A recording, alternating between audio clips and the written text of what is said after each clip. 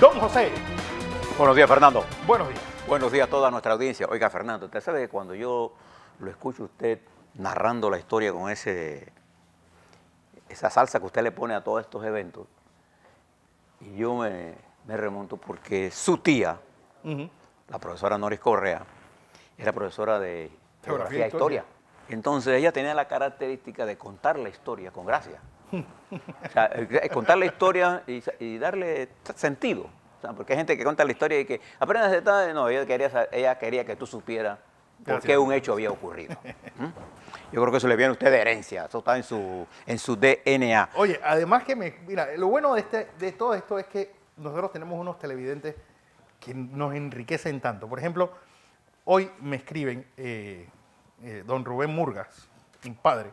Mi compadre. No olvidemos que el Saludos. café Coca-Cola de Panamá es el único negocio del mundo autorizado a usar ese nombre desde 1907. Y ahí se discutieron muchas conspiraciones de aquella época y de la nuestra. Y de la nuestra. De la nuestra. ¿Qué faltan esos cafés políticos? Donde la gente iba a hablar de política, los grandes. La tertulia aquí se ha perdido, porque estamos tertuleando a través de lo impersonal que son las redes sociales. Oiga, usted que dice que hoy es el día del tuitero, ¿no? Sí. Bueno, yo tengo aquí uno yo soy seguidor de alguna gente, por ejemplo, entre ellos Barbra Streisand. Mira lo que dice nuestra amiga Barbra Streisand. Dice que el presupuesto del presidente Trump presentado para el 2020 le llama la atención, dice Barbra Streisand, que hay aumento para los militares. Están como aquí, pues, nomás. Aumento de la construcción del muro, que te acuerdas que estaba pidiendo 5.000 y tantos millones, ahora lo subió a 8.6 billones de dólares. Y dice Barbra que hay cortes sustanciales. ¿En qué cosas? 12% en educación. 12% en educación. Los Estados Unidos, que tiene uno de los grandes problemas, que su educación está atrasada con todo premedia y media. Y posgrado, porque la mayoría de los posgrados de los Estados Unidos están hechos por extranjeros. Además, en el ambiente y cortes en los subsidios agrícolas. ¿Le parece algo lo que está pasando por acá? Ojo con eso, porque eso sí es todo el medio oeste con diputados que defienden esos subsidios agrícolas. Y otro tuit de la mayor parte son republicanos. Sí. Otro tuit de Mike Pompeo, echándole la culpa a Cuba de lo que pasa en Venezuela y a Rusia. Yo creo que Cuba debe jugar un papel importante en la salida de Venezuela. En la salida. O sea, digo, en la salida política para Venezuela. Porque Cuba es un jugador de esa crisis. Sí. Pero echar la culpa de lo que pasa ahí, eso es irse más allá de lo que está ocurriendo. Hoy le tengo preparado algunas cosas que está pasando en el mundo y se las tengo relacionado porque este viernes usted va a sentir, hay un incremento en el precio del petróleo. Y fíjese las cosas que están pasando que tienen que ver con nosotros. Bueno, el primero es, entre más frío sea el invierno en Estados Unidos, más de ese petróleo, de ese barril, se va a usar en búnker o en diésel para calefacción. Obviamente lo que sobra de gasolina y gas va a costar más. Y gas. Exacto. Mire lo que pasa. Libia, la principal refinería está en control de las fuerzas rebeldes. Y hay una operación militar para ver si se la retoman. Porque Libia es un territorio de nadie. ¿Se acuerda que mataron a Gaddafi? Y Gaddafi se los advirtió. Cuando yo no esté aquí, se van a acordar de mí. Bueno, no solamente a Gaddafi, al cónsul de los Estados Unidos en Benghazi, en una de las operaciones más vergonzosas de la historia de la política exterior americana. Y eso afecta el crudo de Libia que está entrando al mercado. Arabia Saudita acaba de anunciar una reducción de la producción de crudo. No, los grandes productores. Argelia entra en una profunda crisis cuando el presidente octogenario Bouteflika, él está enfermo de hace como 10 años. Y entonces suspende las elecciones que eran este 18 de abril, las suspende indefinidamente. Argelia tiene una constitución que no encaja con la nueva situación que hay en el mundo. Entonces él llama a una reforma constitucional, primero antes de las elecciones, y dice que la reforma constitucional se hará antes de fin de año y él seguirá siendo presidente. Además de que todo el petróleo que usa la empresa Total francesa es argelino. Argelino. Y esto tiene a miles de jóvenes argelinos en la calle. Me recuerda, ¿se acuerda de la primavera árabe que fue impulsada, que se llegó a varios países. Bien. Y una cosa insólita, usted no lo va a creer, el presidente Rouhani de Irán está en Irak. Fíjense lo que le estoy diciendo. El presidente de Irán está en Irak. ¿Usted se acuerda de la guerra de Irán-Irak con Hossein Hussein? 8 años y a la Ayatollah Khomeini. 1 millón de muertos. Bien. Bueno, él está allá. ¿Y qué es lo que pasa? Que Israel acusa a Irán de estar violando el embargo que le pusieron por petróleo. Y esto de los embargos no funciona porque crean redes clandestinas. Porque al final del día la mercancía se comercializa porque se necesita. Sino que le preguntan a los de la Ellsworth. Y entonces, este señor se está entrevistando, este presidente de Irán se está entrevistando con el Ayatollah de Irán, en la que hay otro tipo de gobierno. ¿Y qué es lo que le quiero plantear con esto? Libia, Argelia, Arabia Saudita, Irán, Irak, Yemen, toda esa área que por ahí pasa por el estrecho de Hormuz, póngase en el mapa y mírelo, pasa el 30% del petróleo que va hacia Europa. ¿Cómo no va el petróleo para arriba? ¿Y eso nos va a afectar a nosotros? Claro que nos va a afectar a nosotros. Sumado a Venezuela. Y ahora la crisis de Venezuela.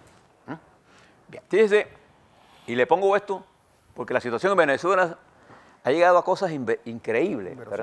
Y le recomiendo que se lea un artículo de la BBC de Londres que aparece de ayer para hoy, que habla sobre por qué Venezuela está en esta situación. Le voy a resumir algunas cosas que usted debe saber de Venezuela. Venezuela entra en sus casi 100 horas sin luz. Con un sistema eléctrico, si hay luz en algunas partes, pero intermitente, fluctuante. Como si vivieran en el coco de la chorrera. ¿Qué está pasando? Venezuela tiene aproximadamente, Fernando, estimados televidentes, unos 35.000 megawatts instalados para generación potencial. Para hacer una idea, Panamá tiene 2.500. De esos 37.000, la mitad es hidráulico y la otra mitad es térmico en Venezuela. El parque hidráulico tiene como una de sus, digamos, de su corazón, la empresa de Guru, que es la empresa está es del río Caroni. Esa empresa fue construida por allá por los años, a finales del 69, 70, estaba en operación. Y tiene Venezuela una característica importante en su línea de transmisiones.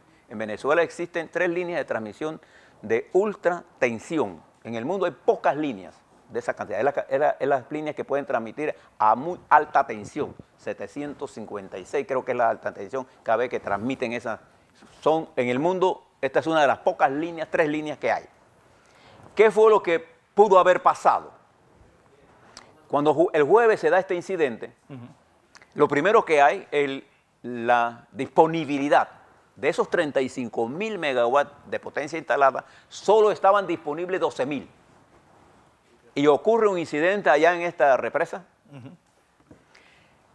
Y una de las cosas que los técnicos de afuera dicen es que hubo un incendio producto del mal mantenimiento a la línea de transmisión. Se produce una salida de la planta hidráulica y se incendian 2 de las 3 líneas de ultratensión. Y eso provoca una inestabilidad total. Y Venezuela ha integrado todos sus sistemas en un sistema nacional integrado porque es más eficiente. Sí, como un centro de distribución. Como nosotros. Pero solo que allá es más grande. Al producirse... ¿Y está en el centro del país? No, está en el sur. Está en el sur. La Guri está en el sur de Venezuela, pero tiene 2.400 de línea de alta tensión, de súper alta tensión. Y el sistema de transmisión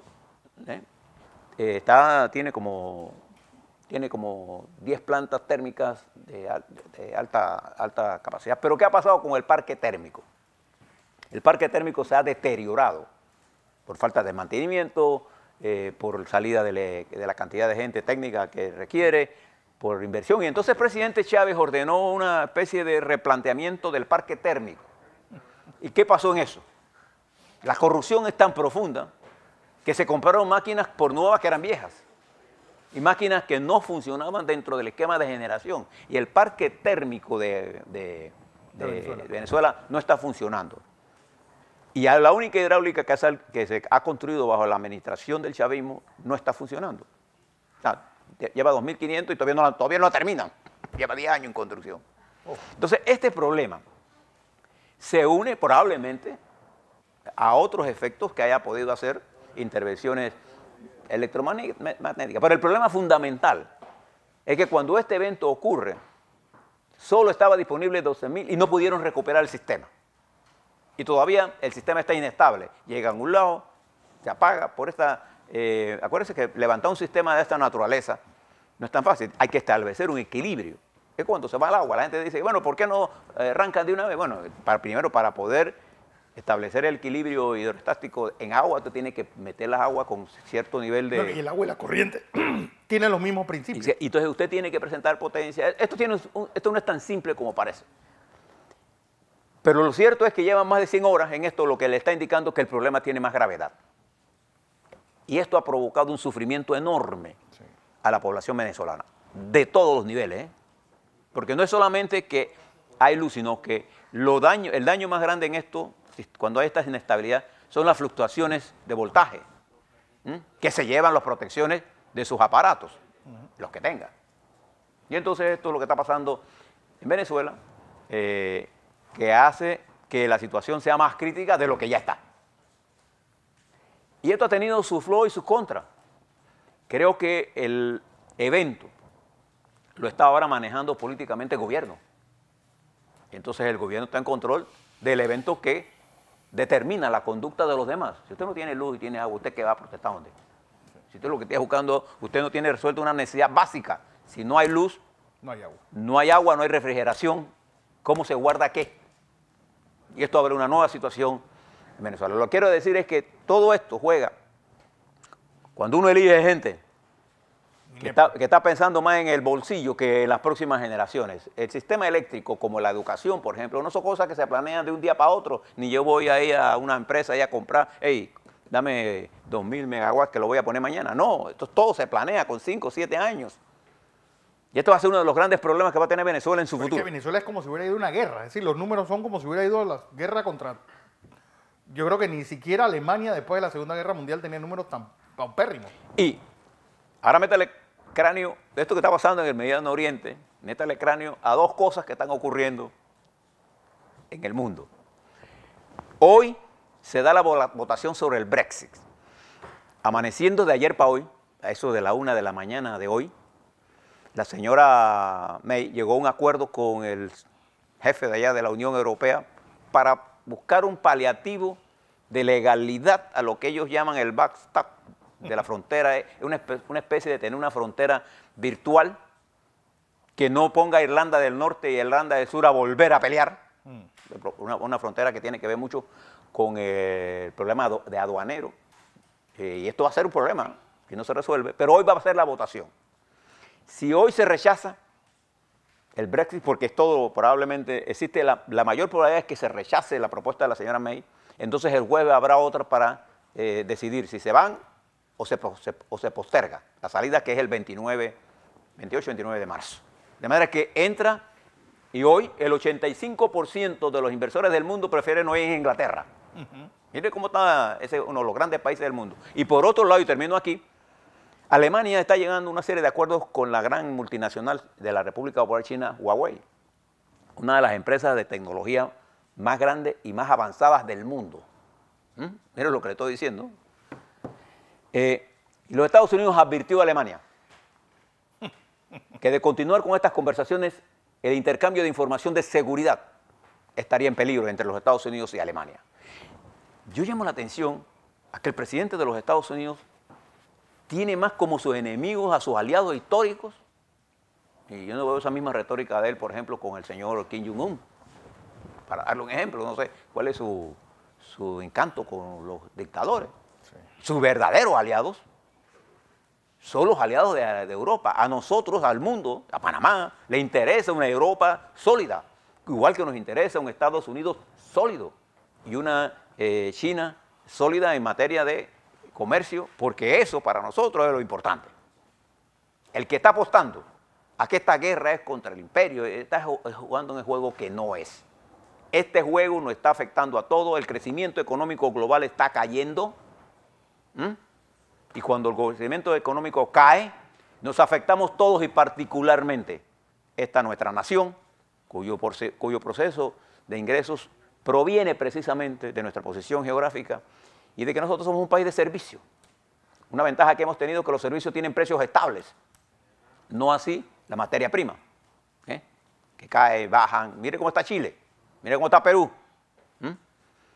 mire cómo está Venezuela.